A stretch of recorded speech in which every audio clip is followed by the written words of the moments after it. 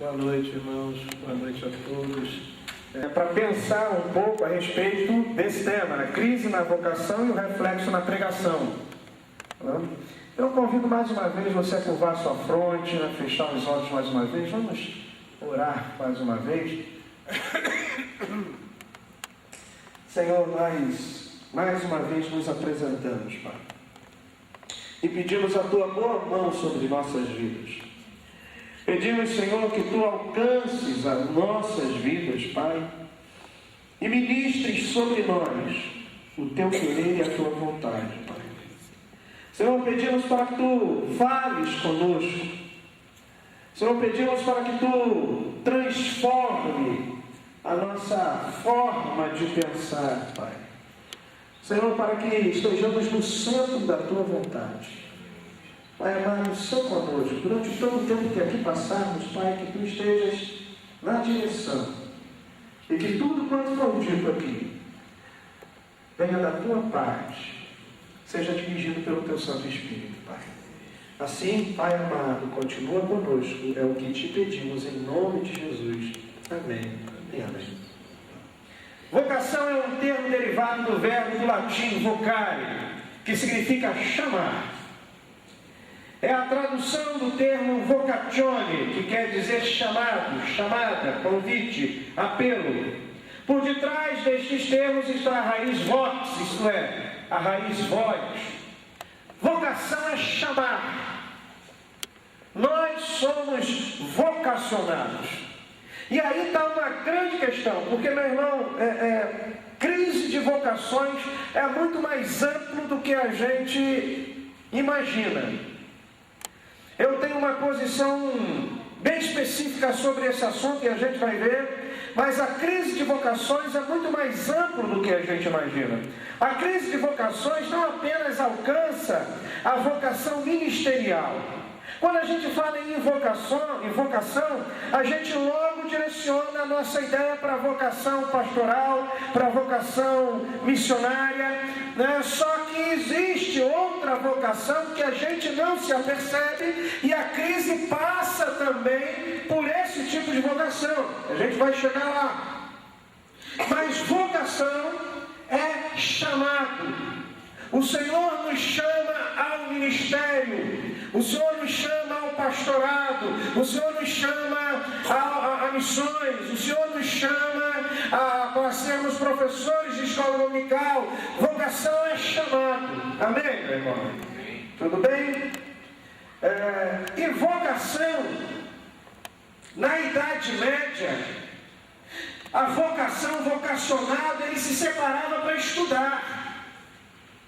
Na Idade Média, meu amado, a vocação era respondida através do estudo. A pessoa que se sentia vocacionada, ela mergulhava no estudo. E aí ela geralmente ia para algum mosteiro, para algum lugar, se retirava, né, de algum mosteiro. E até aqui a gente não tem ainda protestantismo, né, a gente tem a Igreja Católica. E o vocacionado, então, mergulhava no estudo. E esse ato de mergulhar no estudo revelava, meu amado, uma santidade daquela pessoa.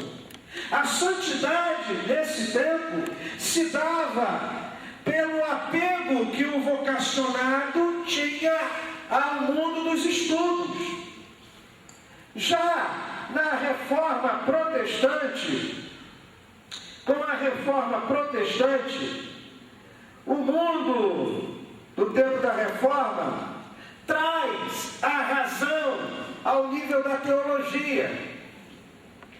Propõe mudanças na forma de enxergar o mundo. E a vocação muda também, o vocacionado muda a sua resposta, porque o contexto, a cultura, o mundo ao seu redor muda. Estabelece-se a visão do sacerdócio universal dos crentes. Todos nós somos sacerdotes. Amém, meu amado? Todos nós somos sacerdotes. Agora o vocacionado é vocacionado ao ministério da palavra, não ao sacerdócio. A partir da Reforma Protestante, O vocacionado não é vocacionado ao sacerdócio, mas ao ministério da palavra. Às vezes a gente ainda traz conosco resquícios da Idade Média e se refere ao pastor como sacerdote. Ou às vezes a gente nem chama o pastor de sacerdote, mas a gente se relaciona com ele como se ele fosse o sacerdote. O pastor não é sacerdote. O pastor tem o ministério da palavra. O pastor treina. O pastor ensina. O pastor é um crente que estuda um pouco mais a palavra e está um pouco mais apto a ensiná-la. Mas ele é um sacerdote normal, como os irmãos também são. É sacerdócio universal do crente. Às vezes a gente importa uma visão tanto quanto que católica para o nosso mundo protestante.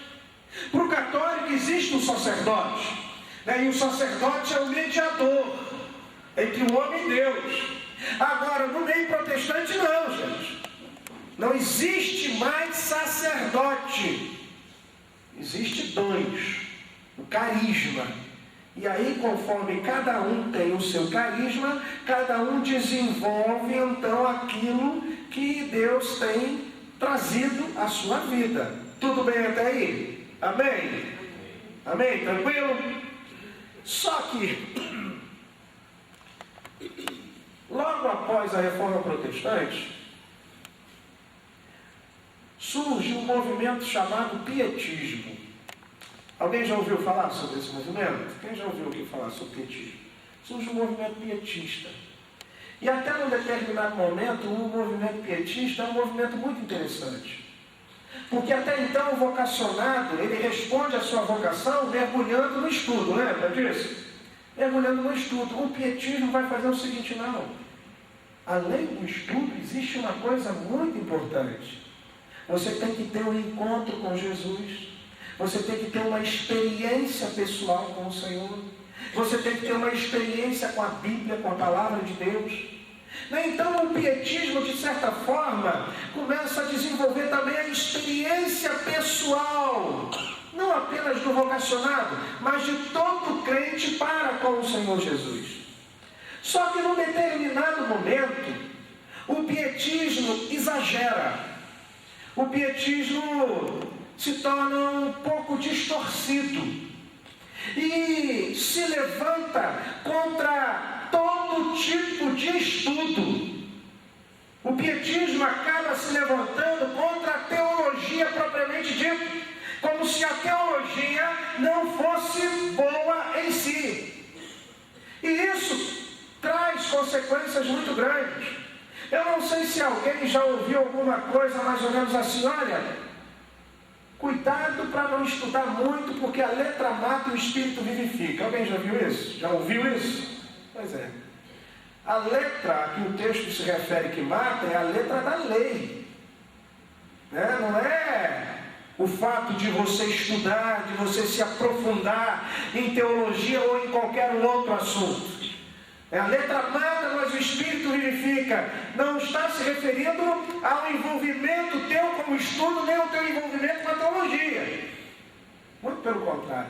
E o pietismo cria essa falsa noção, né, de que o estudo, de que o envolvimento teológico, isso acaba sendo danoso para a vida do crente. E o crente o vocacionado acaba se distanciando um pouco dos estudos.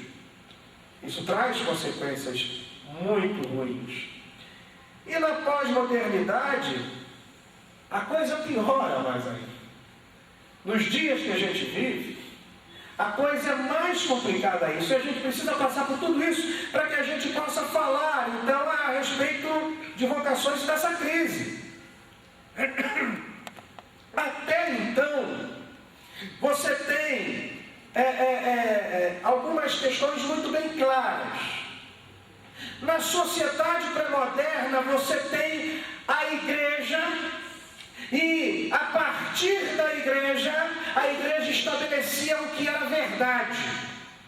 A igreja era detentora da verdade na idade pré-moderna. Na sociedade moderna, quando levantou-se o cogito ergo sum, o penso logo existo, a razão assume a autoridade, assume a liderança, e a ciência então passa a estabelecer aquilo que é verdade. A igreja é destronada e a razão, a ciência passa a estabelecer o que é verdade. Na verdade, a sociedade moderna é uma reação à sociedade pré-moderna. E nessa nossa sociedade, que também apresenta uma reação agora à sociedade moderna, a coisa piora mais ainda, porque agora cada um tem a sua verdade particular. O que é verdade para mim pode não ser verdade para você. E mais, as pessoas falam sobre a moral particularizada. O que é ética, o que é moral para mim pode não ser para você. E aí a coisa complica mais ainda. Como pensar em vocações falando sobre isso? Vamos pensar em vocações se cada um tem a sua verdade, se cada um tem a sua moral, se cada um tem a sua ética. É como pensar em igreja se cada um tem a sua posição, se cada um tem o seu pensamento. Você já ouviu alguém falando, olha, o pastor disse que o texto é assim, assim, assim da Bíblia, mas eu entendo assim. Esse eu entendo assim é uma característica muito clara da pós-modernidade. Porque, meu amado, Lutero, ele sempre lutou pela livre leitura das Escrituras, jamais pela livre interpretação. A interpretação das Escrituras deve caber a quem de direito, a quem estuda, a quem conhece teologia, a quem conhece hermenêutica, a quem conhece o grego, a quem conhece o hebraico, a quem conhece, princípios básicos para que você possa fazer uma exegese correta do texto. Isso se torna um grande problema. Porque nessa sociedade pós-moderna, a gente tem um problema sério e que visita, sem dúvida alguma,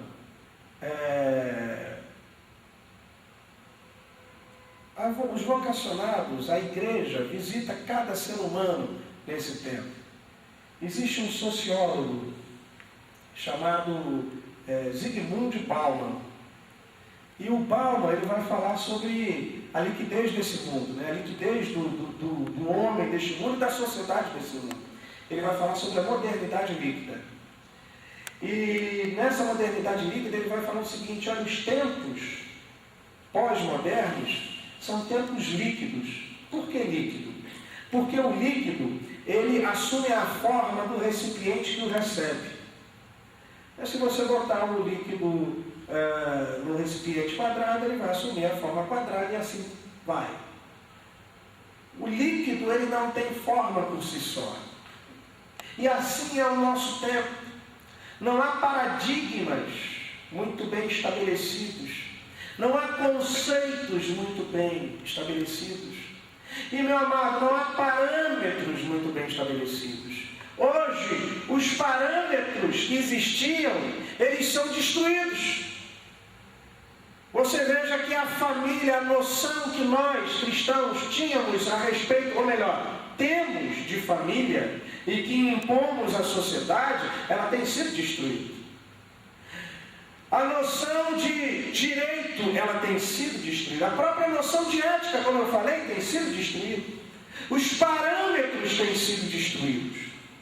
E a questão da vocação passa por toda essa liquidez. É difícil hoje o homem de hoje aceitar um determinado parâmetro para si. Você vê uma comunidade, você vê uma união de igrejas, por exemplo, onde deveria-se ter um parâmetro, mas dificilmente você tem pastores e igrejas e pessoas aceitando os parâmetros da união.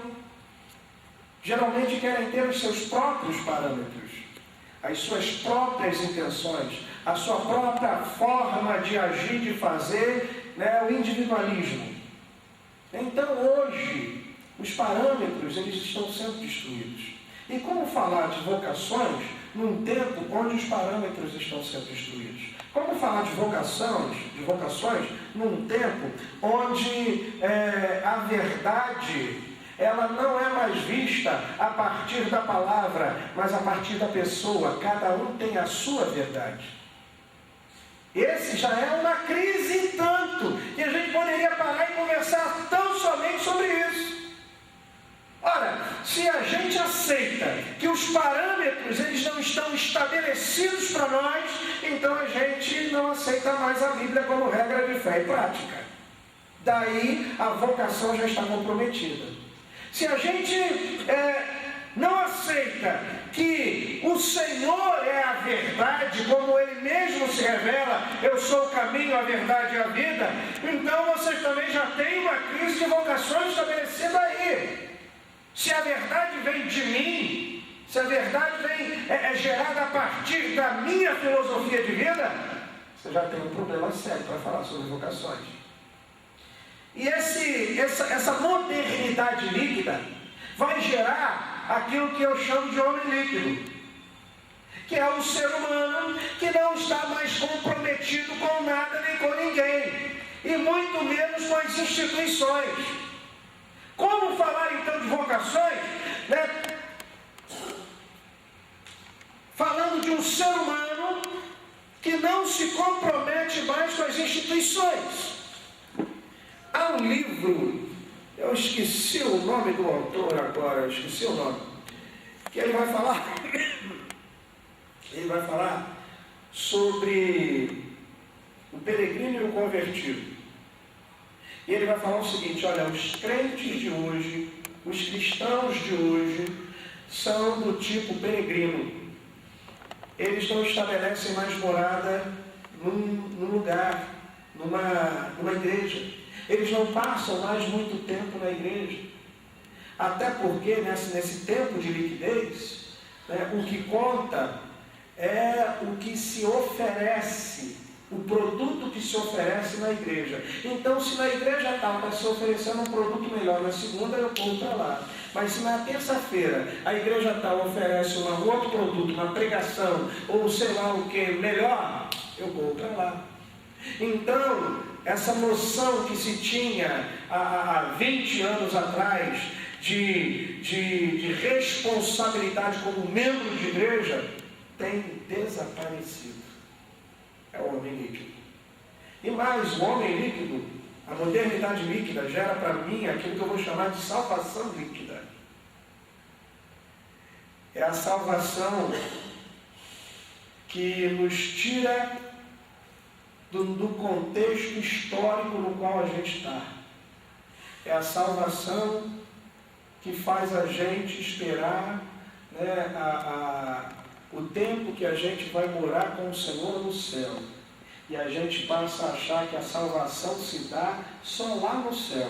Então eu não tenho mais responsabilidade política, eu não tenho mais responsabilidade como cidadão aqui na terra, eu não tenho mais responsabilidade para me envolver em absolutamente nada, porque o mundo vai de mal a pior, e assim vai ser mesmo. Então eu vou esperar eu me encontrar com o Senhor, vou ficar muito bem, acabou e pronto. Essa é a salvação líquida. A salvação ele se inicia aqui nessa terra. O reino de Deus já está presente. Ainda não em plenitude, mas já está presente. Então a salvação deve ser vivida aqui. A salvação deve se tornar história. A salvação deve se tornar história. E essa é uma outra grande questão que toca a vocação. A vocação ela precisa se historicizar. A vocação que se torna ahistórica é um grande problema. A vocação, primeiro, é a vocação para sermos servos do Senhor. Mas vamos voltar aqui antes de eu entrar nesse mérito. Esse tempo, essa modernidade líquida tem várias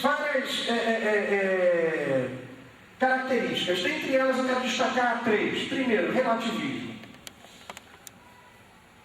Meu amado, relativismo é inimigo da palavra. O relativismo relativiza a palavra. A palavra não é palavra de Deus. Alguns chegam a dizer que a palavra contém a palavra de Deus. Outros chegam a dizer que a Bíblia torna-se palavra de Deus. Seja como for, meu amado, o relativismo relativiza a palavra. E se nós permitimos que a Bíblia seja relativizada, o nosso norte é relativizado.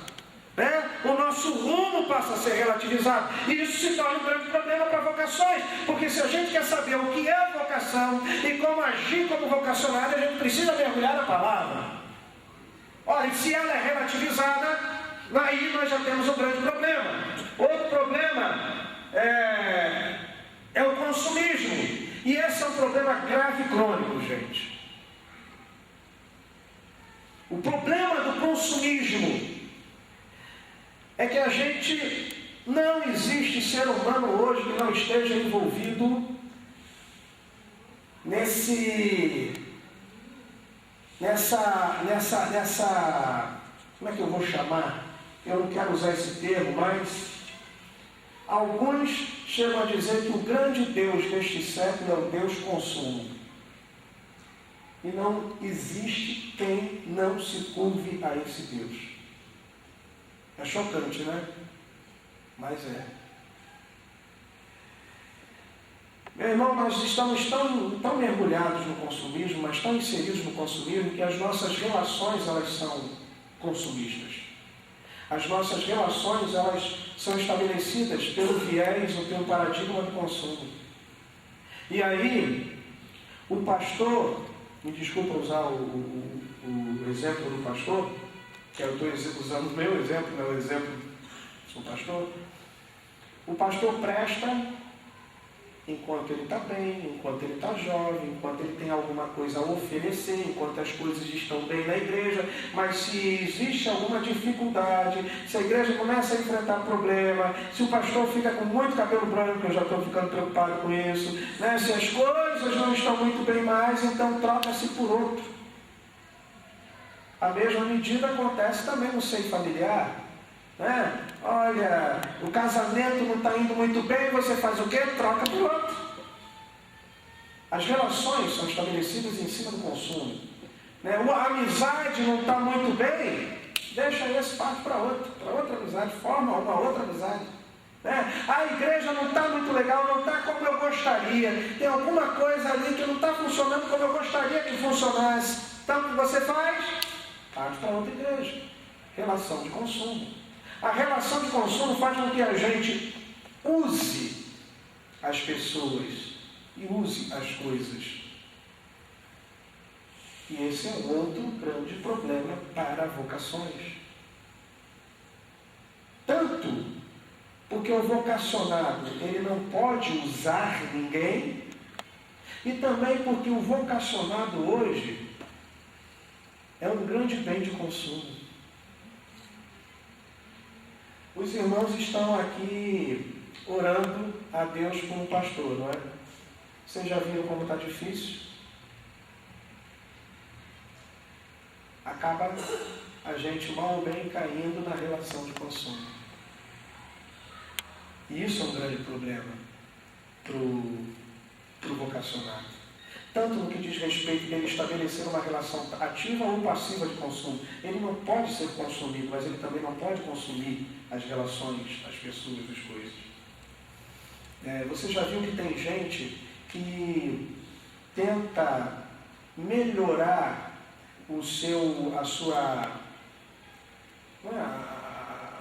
tem uma autoestima baixa, e para melhorar ela vai fazer o quê?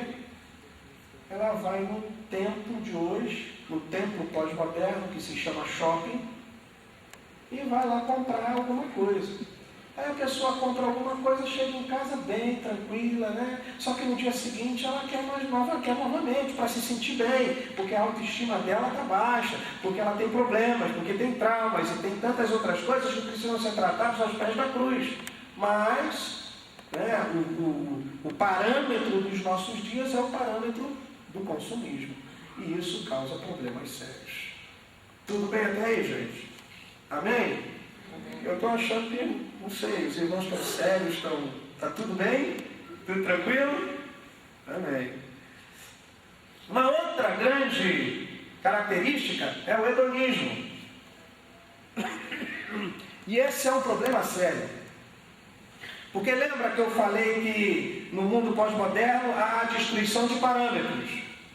Só que na destruição de parâmetros, quando não existe parâmetros, na ausência de parâmetros, alguma coisa precisa tomar um lugar de norte. O que toma um lugar de norte é um negocinho chamado bem-estar. Aí é o caso, não sei se você já ouviu alguém falando, olha, eu não sei, eu sei que faz bem para mim. Eu me sinto bem fazendo isso. Como se isso fosse um parâmetro. Eu me sinto bem fazendo isso. Jeremias 9 vai dizer que enganoso é o coração do homem. Eu me sinto bem fazendo isso, faz bem para mim, então eu vou fazer, então eu vou, porque eu estou me sentindo bem. É a questão do bem-estar. O bem-estar passa a ser o norte. Qual é o nosso norte? É o Senhor, é o nosso alvo.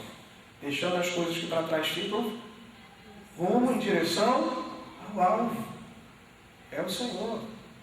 Ora, e diante disso tudo, já fica difícil primeiro a gente saber quem é o pastor. Falando de vocacional, quem é o vocacional? Gente, hoje a gente não sabe nem a roupa que o pastor usa. Qual é a roupa que o pastor deve usar? Eu gosto de andar assim. Na igreja, né, Davi sabe, eu gosto de ir assim, na ceia, eu às vezes boto até a camisa para dentro, na ceia eu também boto às vezes uma camisa aqui, qual o problema? Sabe, a gente não sabe, antigamente o pastor tinha que usar terno. E mais, eu ainda peguei, embora talvez não pareça, mas eu ainda peguei o tempo que na igreja congregacional a mulher não podia usar calça comprida. Faz pouco tempo. Mulher não podia usar calça comprida. E o homem só podia ir à igreja de terno e gravata. E a gente se esquece que a calça comprida foi uma roupa desenvolvida na China para mulher. E a gravata foi uma roupa desenvolvida por um homossexual francês. Mas convencionou-se, né? Então hoje a gente não sabe o que é o pastor. O que é o pastor? O pastor é um líder executivo das grandes massas? O pastor é um promoter? Qual é a função do pastor? Afinal de contas, é um diretor de eventos? É um motivador ocupacional? Um palestrante? Um conferencista? O que é o pastor? Tem igrejas, irmãos, não é o caso dos irmãos, graças a Deus por isso, eu sei que não é, mas que as pessoas falam, pastor, eu só não preciso fazer nada aqui, o senhor só precisa pregar, só não precisa fazer mais nada, não se envolver em nada, não falar em nada, não dirigir nada, não administrar nada, o senhor só precisa pregar. Tem outros que vão falar o seguinte, olha, pastor,